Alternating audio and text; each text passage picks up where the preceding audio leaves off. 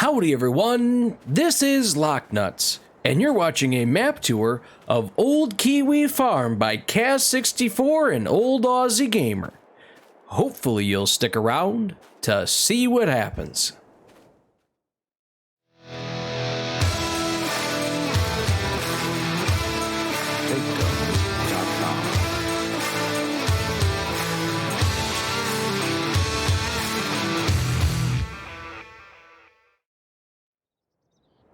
Howdy, howdy, howdy, how are you guys doing today?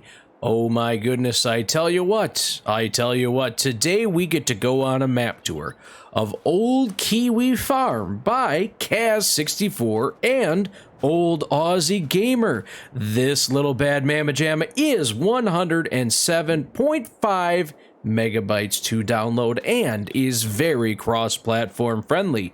Now this map here is loosely based on the Hawke's Bay area where Cazz grew up, so that is pretty darn sweet if you do say so myself. One of the things that I've gone ahead and done here is I've started this gameplay off on New Farmers mode. That way you guys know what you'd get if you do start off on New Farmers mode. And with that being said, let's go ahead and take a look at that equipment that you'll be rocking. Alright everyone, so before we go ahead and take a look at your starting equipment, there are a couple modified vehicles on this map. Starting off with the beet technology here, you got this custom tiger right here, so it does both beets and potatoes, not too shabby. Now we'll go ahead and take a look at what does that go with. That actually, if you go into beet technology, you have two different potato headers, or a potato and a beet header for that bad mamma jamma. So there's a couple things. There are also a couple trailers here that you can go ahead and get that are custom to this map. As you can see, they have a slightly unrealistic weight or capacity there, being 250 cubic meters. That's not too bad. Not too bad at all. All right, and then one last thing that's custom for this map is the animals here. You have an aqua trans, and as you can see, it goes up to 100,000 liters. So, like I said, just a couple custom vehicles that you'd be starting off with, or not starting off with, but are custom to this map. Now, what would you be starting with? Starting with small tractors, you got one Claas and one Burr. Not too shabby. Medium tractors, you start off with one New Holland T7.275. Harvesters, you start off with one New Holland CH7.7. And that does come along with one grain header, New Holland, and one corn header for New Holland. And to complete it all, you do have a header trailer. Not too shabby. That's a nice combination right there. Trailers, you do start off with one of those modded trailers. It does not have the modded, but you can go ahead and obviously add or change this thing to be what you want it to be. Plows, you start off with one Kverlin EcoMat plow. Cultivators, you have yourself one Rab cultivator. You do have one Amazon Power Harrow. Seeder, you do have one Amazon seeder. Fertilizer spreader, you have one Amazon fertilizer spreader. Not too shabby, a lot of Amazon. Planters, you start off with one Agromass. Mowers, you start off with one Sepkusel F240. Tedders, you start off with one Pottinger tedder. Windrowers, you have a Pottinger windrower.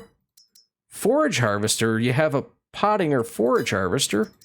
Balers, you have the Case LB463 HD. And then for animals, you do have the one animal trailer. And again, it is not at that custom or modded level, so you can go ahead and change that. Front loaders, you have the Claas front loader, and that does come with the universal bucket and bale spikes. And to round everything off, you do end up with just one weight. So a lot of information there. Neat little custom vehicles that you can start off with, custom implements, and a nice little starting bit. Let's go ahead and take a look at that map. And here is your map. What a map you got here. Lots of different shapes, lots of different size fields. Pretty darn neat. You do have a bunch of production facilities on this map. You have your starting farm that's right over here. You also have a couple other locations where you can kind of get yourself rocking and rolling. There's 1, 2, and 3 different locations where you can go ahead and start if you so choose to, but you do have the starting farm because that's where we're at, so that's where we're going to go ahead and look at. Got a couple forestry areas on the map, not too shabby at all. One of the neat little features I did see on this, and this is pretty cool, you have this little offshoot of the road right here, just kind of scribbled out. You come over here, it looks like there's a road that's starting to go this way, and a road right there, and it looks like the bridge that was there was taken down. It's kind of neat. It really is kind of neat, the way that that's on there. Now let's take a look at prices, and as we look at prices on this map, if you go to field 22, that's your bargain field. That's the cheapest one on the map, coming in at $35,000. Opposite end of the spectrum, field 7 coming at $334,000, so not too shabby at all. Like I said, quite a bit of a price difference between those two, but it is what it is. You do start off with a couple fields here. Your starting farm location is only $79,000, and it does come with 2 fields, so that is pretty cool.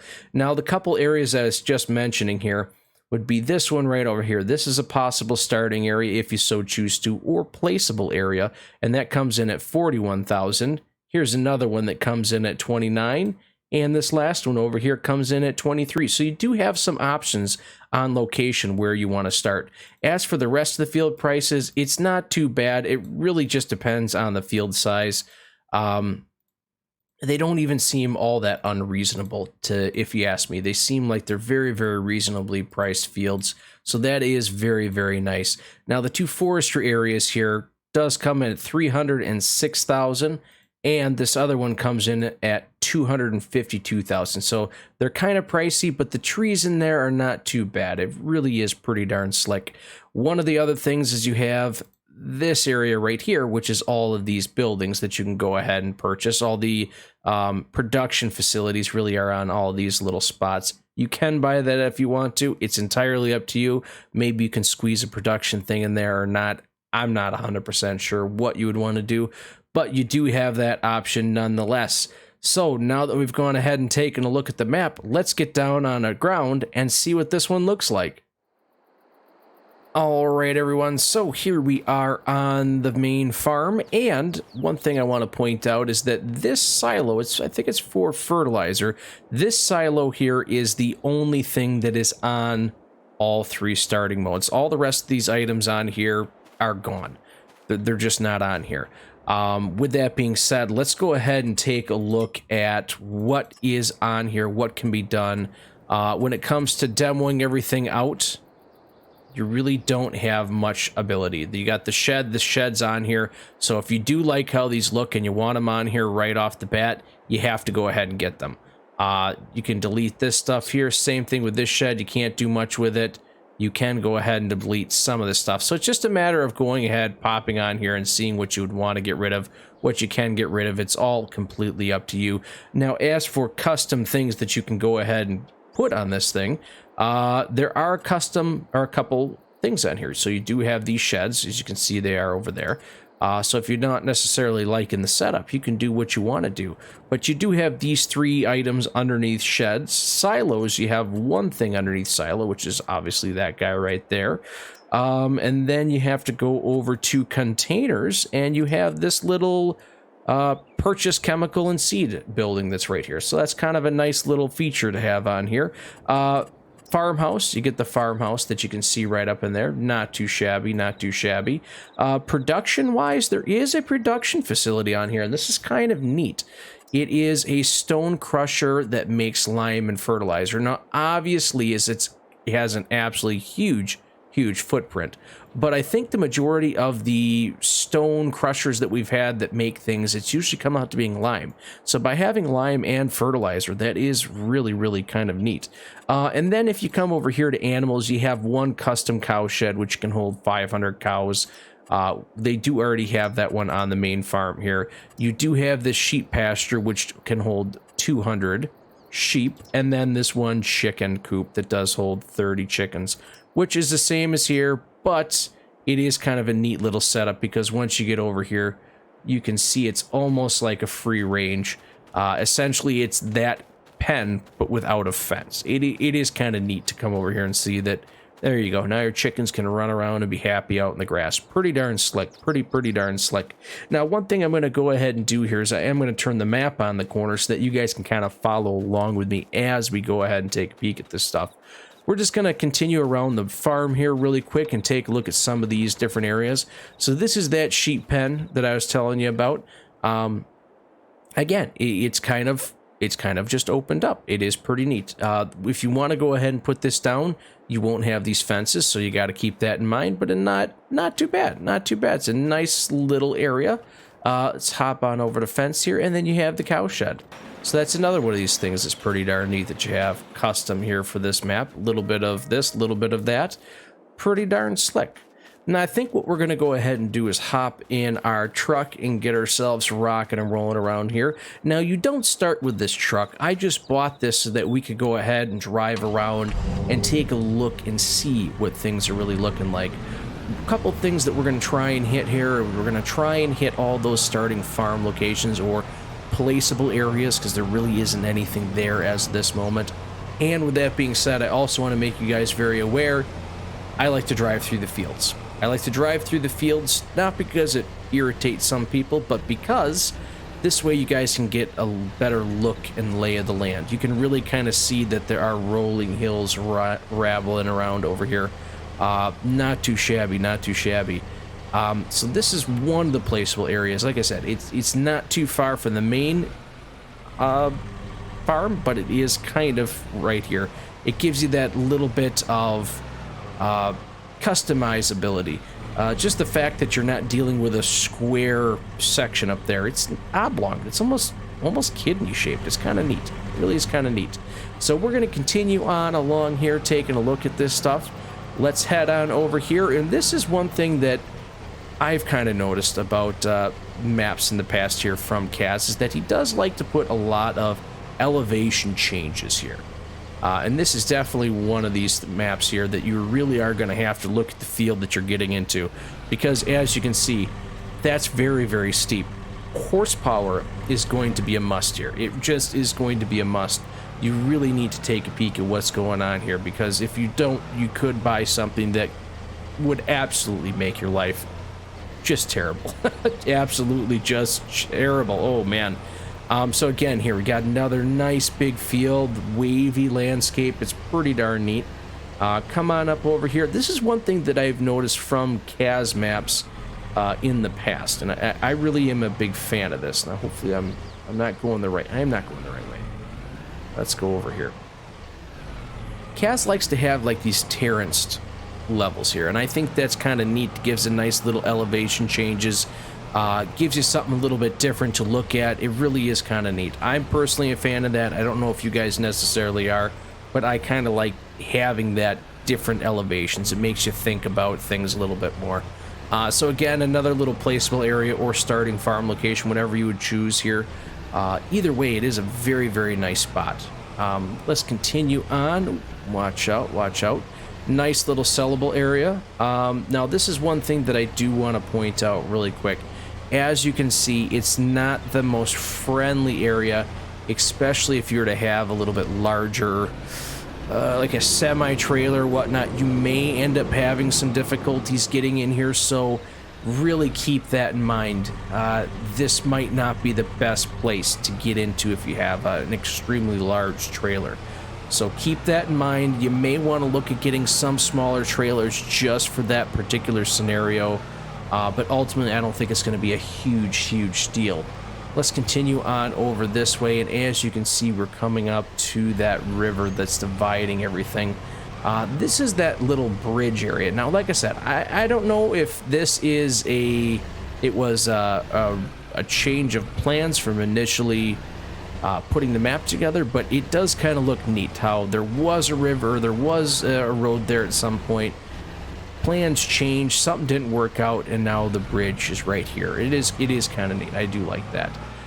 Again, as in the last place, you got to watch out when you're coming into selling things here on this map.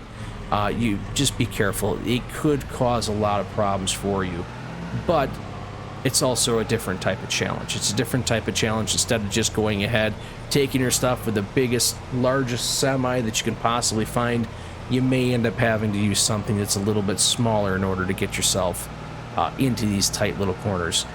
So here is field 2, and it's one of the larger fields on the map, and as you can see, it's actually one of the flatter fields on the map, which is kind of a unique surprise. These larger fields over here in this corner are, well, relatively flat.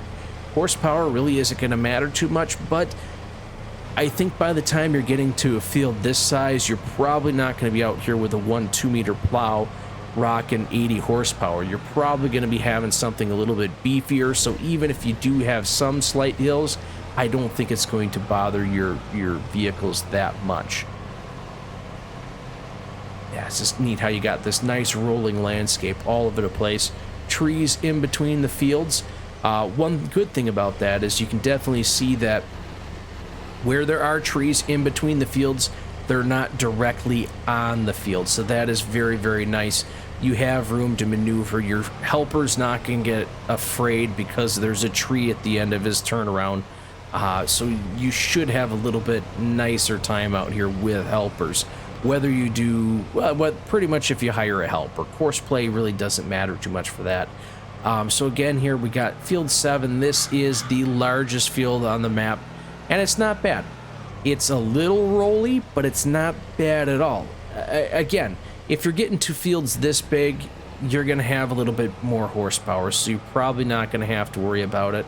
And field 14 over here in the corner of the map is one of 2 grass fields that are already out here, and that would take you an absolute long time if you don't have big stuff to go ahead and mow that field.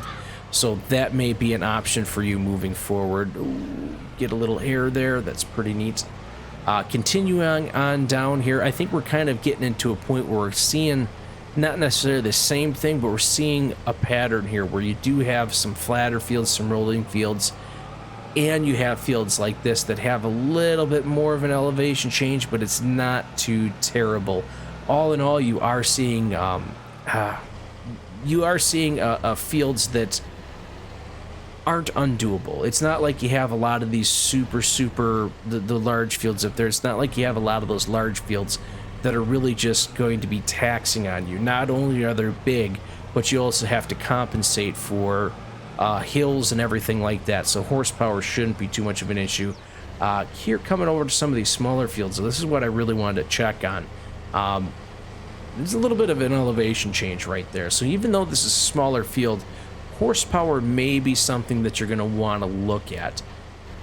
Oh yeah, and as we come on over here, that's exactly what you're going to end up running into. You're going to probably have to upsize your horsepower just a hair as you're traveling through these areas, trying to do a little bit of farming on these smaller fields.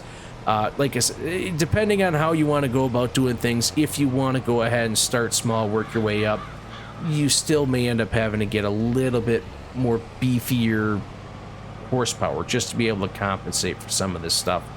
As we kind of skirt up towards the main town area, we are coming up on another area. Now this one right here, this little area right here, this is a placeable area, but this area right here, let me just double check this really quick. Okay, this one is a standalone one. Okay, this is the other one. So there were 4 on there. I misspoke before. There are 4 of these placeable areas. I got confused with this one right here. So there is another placeable area right here. Again, you have a nice little elevation change to kind of get in here. It kind of helps make it seem like it's its own place, like it's its own identity, separate from the rest of the map, separate from the rest of the world almost. It's kind of neat how that gets put in.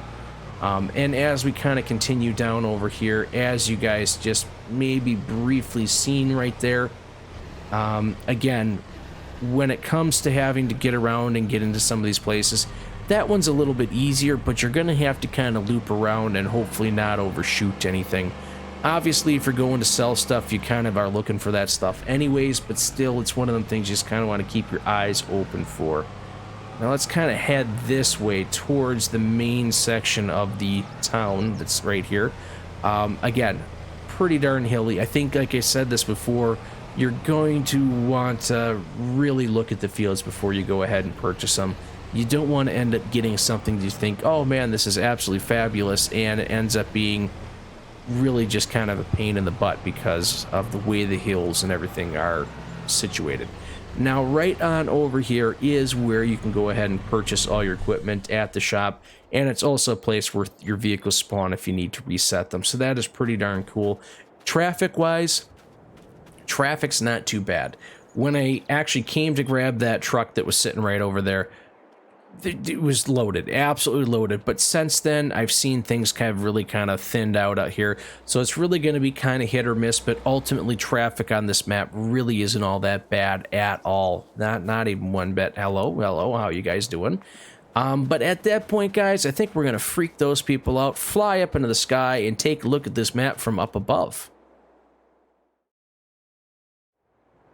All right, everyone, let's go ahead and fly up into the sky and take a look at this thing from up above. Now, once you get up here, it definitely kind of paints a little bit different picture, more of a grid-like setup that you see around here, which isn't bad at all. It's kind of nice for going ahead and get yourself around from point A to point B. It's a good system in place. Multiple options, multiple routes. These are the types of maps that I really enjoyed setting up auto drive routes, because there are all these different routes for getting from point A to point B. That's just one thing that I enjoyed doing. I don't know. But it is a very hilly landscape. You can see up over in the corner up there that it's pretty darn hilly, and as you go across this, it's all just hilly and undulated and bumpy.